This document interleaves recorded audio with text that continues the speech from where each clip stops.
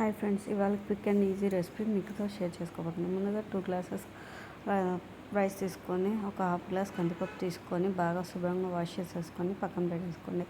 ఈలోపు stove on చేసుకొని ఒక బౌల్ పెట్టుకొని అందులో ఆయిల్ వేసేసి మనకు కావాల్సిన మసాలా దినుసులు వేసేసుకొని కొంచెం అల్లం పేస్ట్ వేసి బాగా ఫ్రై చేయండి. ఇవి బాగా ఫ్రై అయ్యాక మనకు కావాల్సిన వెజిటేబుల్స్ ఆలు, టమాటో, పచ్చిమిర్చి, ఆనియన్ వేసి బాగా ఫ్రై చేయండి. మీకు ఇష్టమైతే క్యారెట్, బీన్స్ ఏవైనా వేసుకోవచ్చు.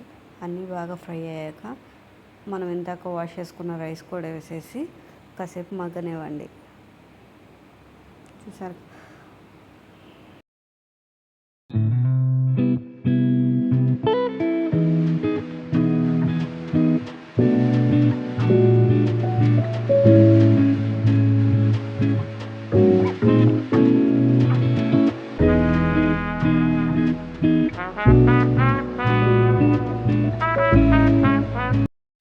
ఇప్పుడు అది బాగా మగ్గిపోయింది కదా, దానికి 1:2 రేషియో వాటర్ పోసుకేసుకోండి.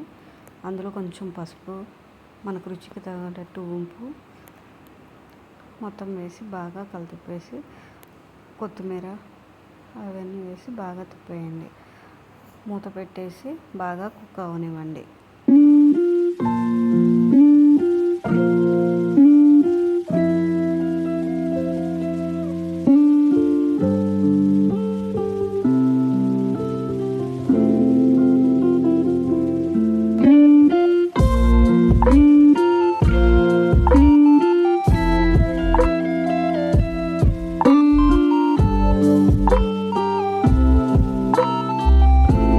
చూసారు కదా, ఇప్పుడు బాగా ఉడికిపోయింది.